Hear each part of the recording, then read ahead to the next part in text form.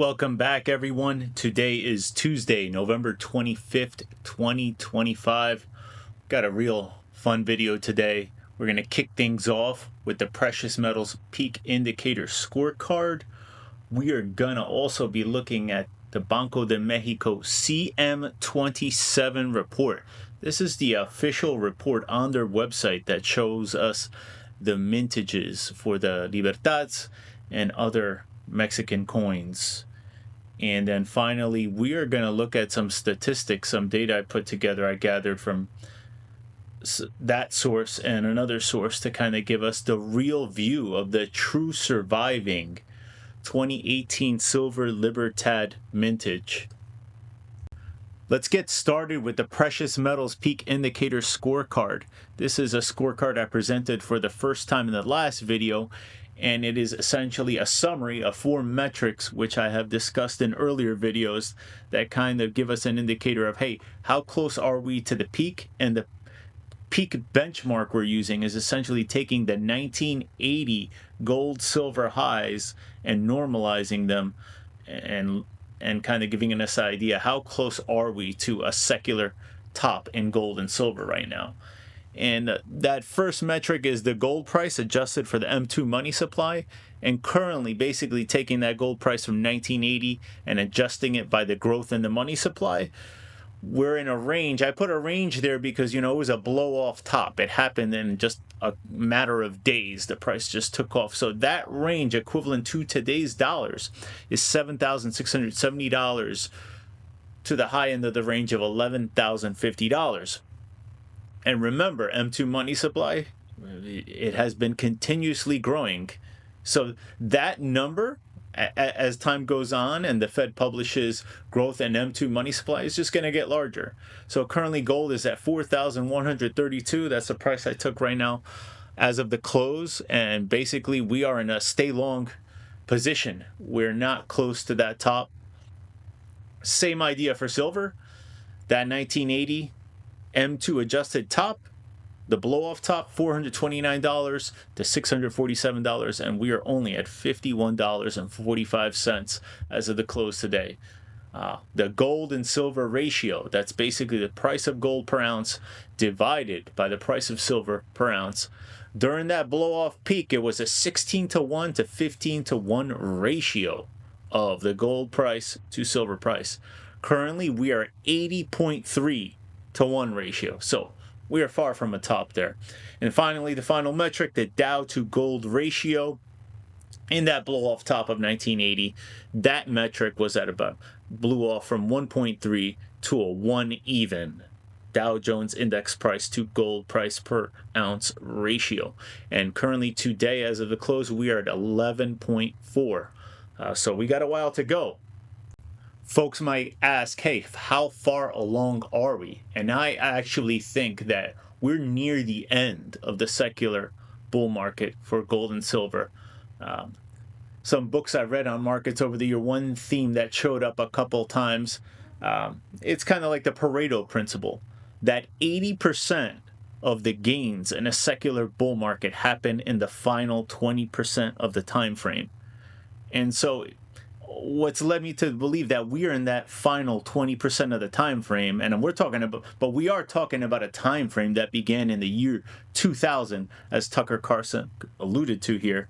So it's quite a long time. So 20% of that isn't like a year. It's not going to happen in a year. But I believe we are in those final innings. We got a handful more years to go. And the fact that this was from yesterday in the afternoon, late afternoon, I believe he published this on X, and Tucker Carlson is talking about gold. So when you have someone like him talk about gold, it's really now going a lot more mainstream. I think the first push happened when Costco started selling gold and silver. And I think now this is like a second push. We have somebody very well known talking about gold. For those that have been here since the first video, I talked about this from day one. This was the premise for why Libertads. And I know you might question why Libertads, because, we're in the United States, and ultimately everyone loves the smell of their own farts. People in the United States are going to be inclined to buy American Silver Eagles. If you're in Canada, you're going to be more inclined to buy Maple Leafs. If you're in China or Asia, you're going to be more inclined to buy Silver Pandas. If you're in Australia, Kookaburras, and the list goes on. But this was the statistics of why Libertads over American Silver Eagles. There's nothing wrong with buying American Silver Eagles. They've actually been a great investment. They have kept up with the price of spot silver, and they sell at a premium. It's why I always talk about you want these sovereign coins, major mints throughout the world. You're not going to sustain your premium. You're not going to have as much liquidity if you're buying 90% stuff or just random generic stuff. But why?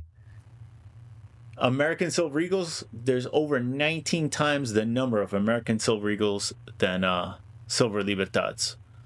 So basically, Libertads are really, genuinely low mintage sovereign bullion coins. And given their scarcity, this pushes key dates and high grades into true collectible territory. I mean, you think about the world of cards.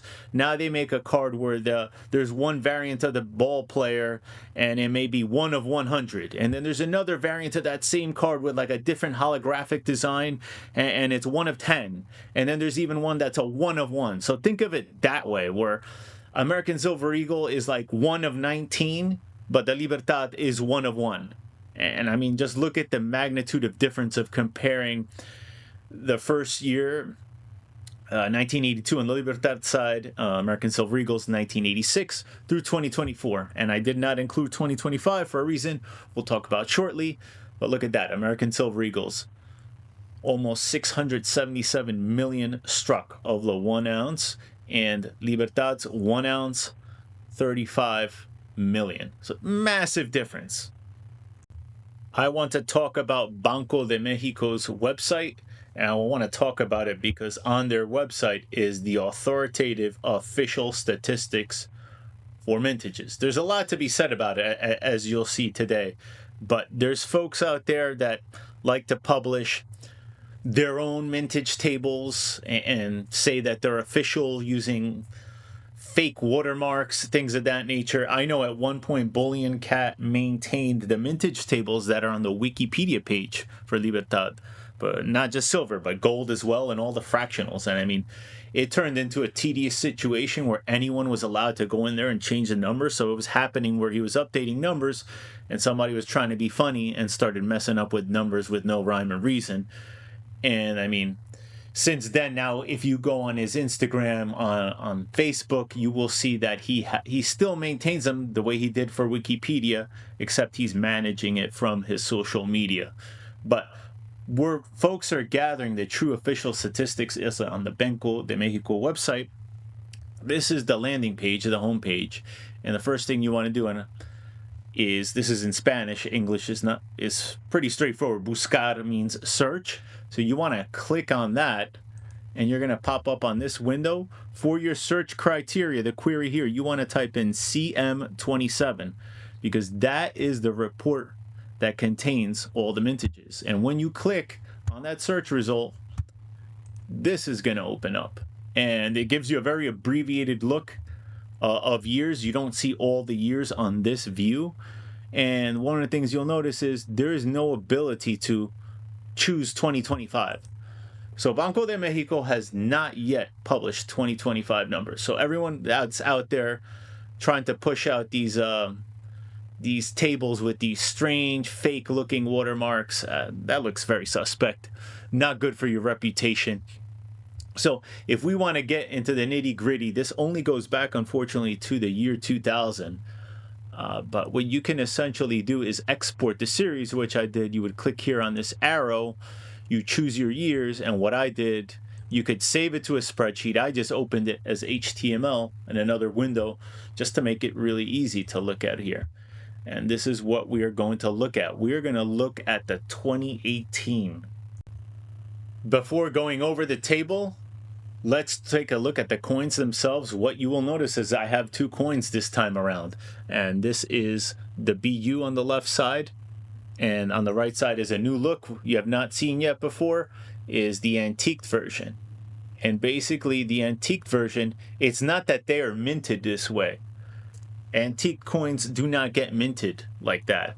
It's essentially a process you apply to a BU coin post-production. You have to make this coin first before you can antique it. Antique it is a process. That's very important to keep in mind when we talk about the numbers and the calculations we're going to talk about in the next several minutes.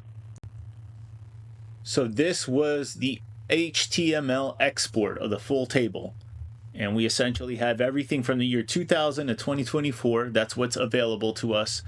And then the columns are, the size of the coin and also the finish.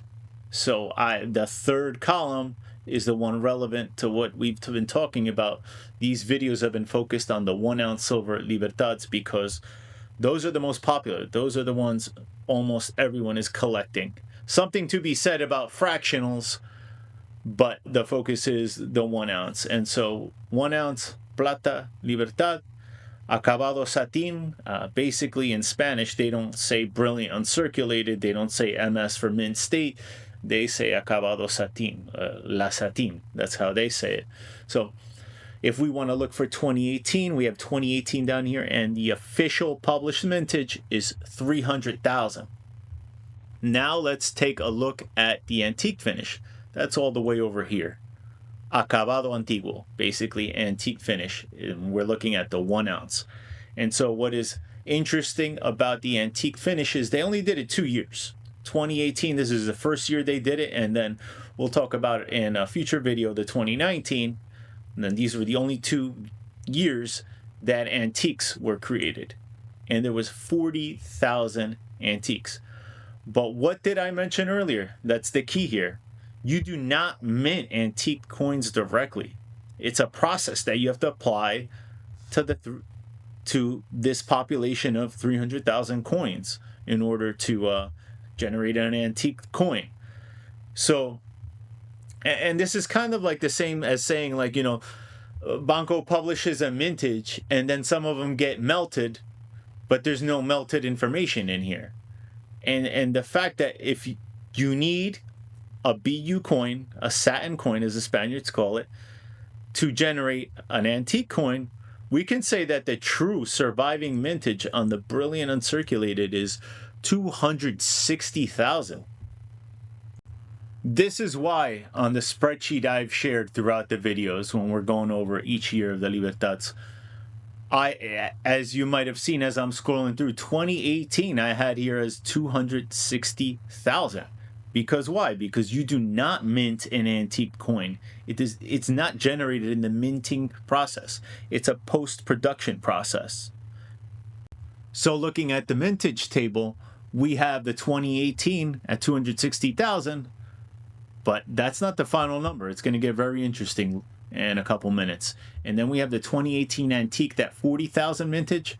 A lot of folks, as they're new to collecting, they ask the question, Titty Hunter, why do you have the antiques up here as part of the mintage? And that's because NGC on their registry, the registry is kind of like an official scoreboard of collectors who have basically all the dates and then the highest grades. And those, you get points for the rarity of the year as well as the highest grade. If you have an MS70, for example, that gets you top points. And then basically the person with the most points, the user with the most points who is registered on NGC, is kind of shown at the top of the registry. And so they include the antiques as part of the Mint State Registry. And so that's why I include them in here. And that one is, as I showed you from the official source, was 40,000. I have seen many collectors start to become cognizant that, yes, these antiques are post-production, and hence that number, the 40,000, should be subtracted from the 300,000. But the price of silver has been appreciating over the last several months substantially, and Libertads, high tide raises all boats, so Libertads have gone up as well substantially. But the 2018 has gone up a little higher than others in general, And I think that's because the market is becoming cognizant that, hey, it's actually 300,000 minus 40,000, 260,000. But what I think a lot of folks have not had line of sight into is something I talked about a couple of videos ago, the colorized Libertads. And just to summarize, they essentially take Libertads, this one was a 2024, and somebody post-production takes it and colorizes it. And there's so many designs out there. I mean, there's one dealer that was just on a live last night, and Tommy from Stacking NY on Instagram, he was saying he felt very comfortable saying for 2024 there's at least 100,000 2024s that have been colorized, and basically their numismatic value has been taken away. I have personally seen over the years that these do not maintain their premium. You'll see these go for sale for like $150. I think I paid around $130 for this because I thought I love the design and the pre-sale post, but the actual coin itself versus the post, not as impressive. And I talked all about that in that video. But why are the colorized important? Let's talk about that some more. A while back, I have talked about the U.S. Mexican Numismatic Association, USMex for short. And essentially, it's an organization, Mexican numismatic coin collectors, and they've been around for a while, and they publish a quarterly journal. And so this was a journal back from June 2024. And actually, one of the folks, it's been a long time collector, he's been a day one guy. He knew Don Bailey personally, the famous Don Bailey from the book I always show on this channel. And that book is the Whitman Encyclopedia of Mexican Money, Volume 2. Talked about this many times. If you were seeing this for the first time, you just got into collecting Libertads, or you're already buying other Mexican numismatics. This is the book you got to get your hands on. And last summer, they started reprinting these as they were very low supply.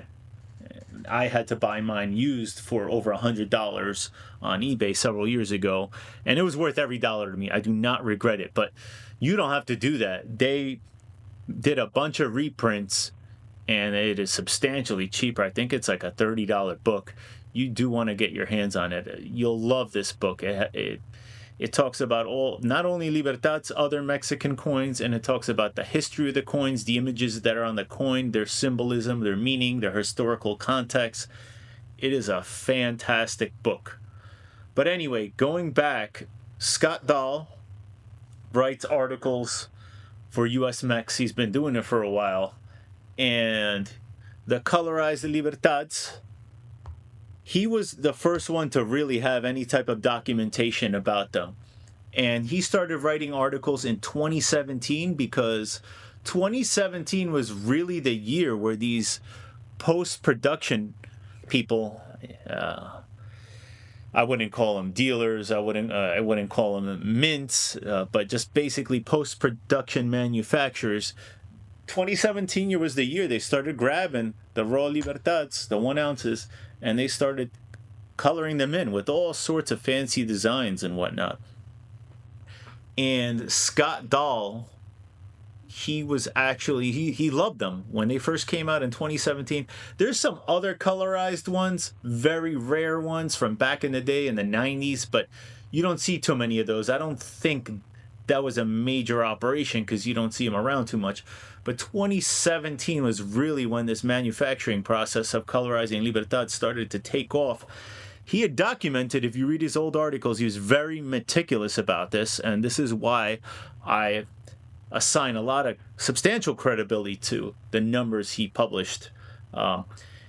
In one of the articles, he said in 2017, he had an estimate about 40 unique designs, and he said, for the most part, a lot of these on their certificate of authenticity, they like to tell you that there's 500 of them. Like this one's the one I purchased, the 2224. This coin is limited to 500 pieces. But Scott is very adamant that, and he says not all come with the certificate of authenticity, but he feels very adamant that the ones that have a COA he's confident that more were made for some of them for the very popular designs. Where essentially they're business people. If they sell out the 500, let's make another 500, and so on average, there's at least 500 of them, if not more, for the popular designs. If you're not part of USMex, it's not expensive to subscribe to them, and you can have electronic access to pull up this information. The September 2018 article he wrote, it was a I don't know if it was his second or third article on the Colorized Libertads. So I've had several articles published in USMex, so I'm familiar with the process. To make it to the publishing of September 2018, you have to have your article, in this case, would have to have been submitted by the final week of July 2018. And so what's in the article is relevant to the end of July of 2018. And by then, he documented 50 new designs using 2018 coins. So basically, 50 designs of at least 500 mintage each. We're talking about 25,000 coins. That's pretty sizable. But here's the thing. That was just information through the end of July. You figure they come up with at least another 50 designs through year end, and you got 100 designs. If we say the minimum are 500 pieces each, now we're talking about 50,000 coins. 50,000 2018s that had their numismatic value stripped from them by coloring them. These do not maintain liquidity. I've seen them. Someone tries to resell them, and they're not getting the $150 that they paid for it. They'll get 100 and something, but they're not going to get the full 150. So at 500 mintage each, 100 designs, we're talking about 50,000 coins. And if he has seen popular designs undergo more minting, where they're popular and you're seeing even more selling, we could easily say, maybe they made up to 1,000 of designs or even more. So I'm pretty comfortable saying that you probably have, of 2018, because this is the year that colorizing really started to ramp up, and it's gone bonkers into this year. Tommy Stacking NY on Instagram, he just had a live last night. He very confidently, he said a minimum of 100,000 2024s have been colorized. And he's a dealer, so he knows. I actually got this one from him. He sells a whole bunch of this colorized designs on the Libertad, tons of them. So if you have someone like him telling me confidently 100,000 for 2024, this is just happening a lot. And so if you don't have colorized ones, the regular BU, their numismatic value, it goes up, especially for rare years. So now, summarize all of that up. We said the CM27 report has 300,000 mintage for the BU, the satin, the one you see there all the way on the right. The antique process, you don't mint a coin antique. It is a post-production process. If we subtract out that 40,000 like we talked about, we have 260,000.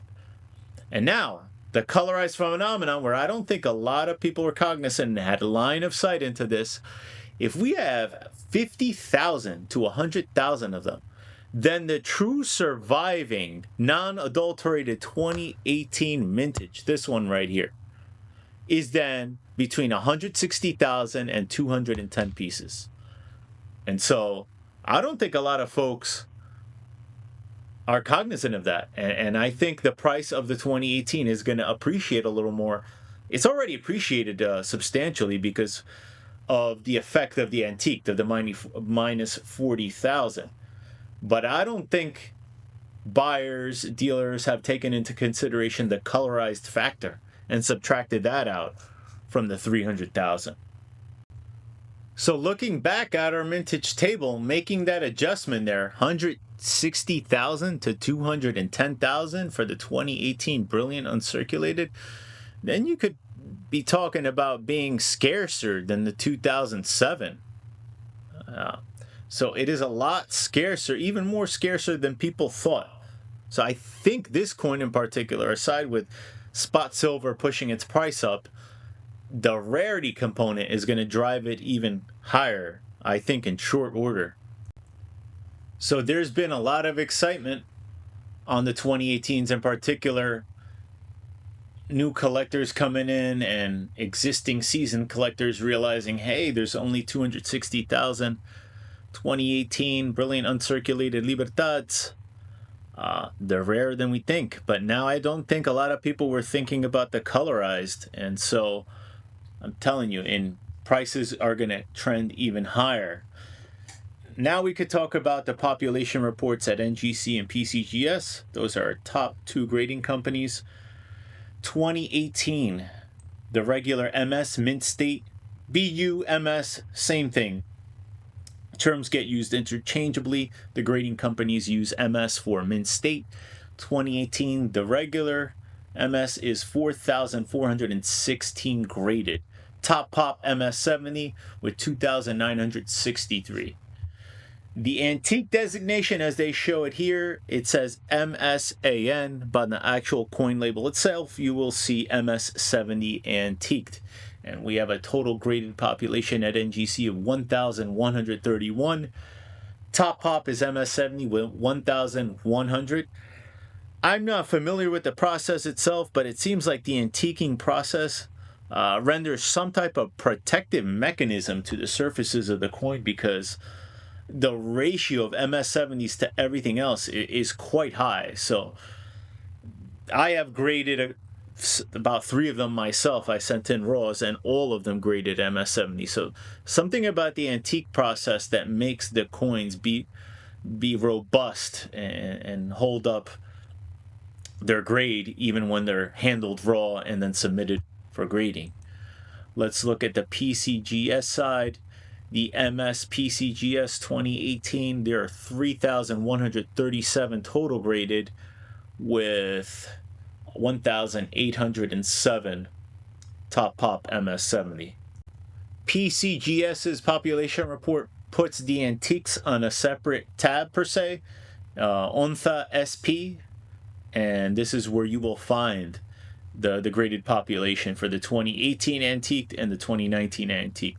And so on the PCGS side, there's 1,414 total graded of the 2018 antiques, and Top Pop MS70, almost all of them there, with 1,334. Finally, let's take a peek at the sold comps on eBay for 2018. As I've mentioned previously, this is going to be fun from a historical context. Maybe 1 year from now, you can come and watch this video and see, hey, what were the sold comps? Because eBay wipes out sold comps, I think, after a certain while. If I'm not mistaken, once the listing is over 6 months old, unless you were the one that purchased it, you will not be able to see that sold comp here. And so there are services, there are websites that charge you where they maintain an archive beyond the 6 months, but this will be an easy way to look at sold comps a year from now, 2 years from now, and you'll look back and you say, wow, look at the price change. I mean, just to give you an idea of what I have already seen, every graded or ungraded 2018 coin antiqued that I have, I paid under $100 for. So that gives you an idea how much price appreciation we have seen so far. You're about to see how high we are. So make sure you have your completed list, your sold listings filter turned on, which turns on the completed listings filter. Let's look at some relevant posts. So this lab, pretty much the same label as mine, MS70, sold just yesterday at $312. So as I mentioned, these are trending up. People are realizing they're much scarcer than people originally realized. Those are fractionals. We're going to skip through those. Here is a raw 2018 1 ounce sold for $87.95. Here is another 1 ounce MS. This is on the PCGS side, and it looks like a best offer was made off the original stated price of $349.95. We have another raw on November 23rd that sold for $89.99. Look, we are even seeing the reverse proof. I had mentioned to everyone at one point, this is not as true anymore. I had said that the most underpriced Libertads were the reverse proofs. And look at that. Now we have a 2018 going for over $1,000, $1,200. Sheesh. Another raw on November 22nd, $102.50. And this is what I'm talking about. Every antique type book, graded or ungraded, under $100. And we got one on November 22nd. Sold for $499. So 40,000 is quite a scarce number. And I think the market is finally cognizant of that. I think the information I provided in today's video is going to add a new layer of context to the mintages out there, particularly because 2018 was really the acceleration point of when these post-production manufacturers started to colorize the Libertads. And so this is a factor we have to consider for all subsequent years. We have to start subtracting numbers from those mintages. So in the coming videos, as we go through the remaining coins, we have 2019 through 2024 to go. We will take that into account, what I call the colorized factor. You have to subtract these out.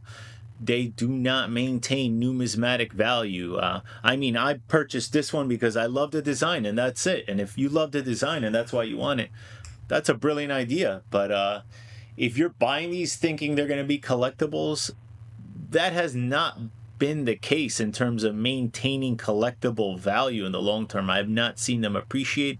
If anything, when people go to sell their old ones, they're getting less on eBay than what they paid for them.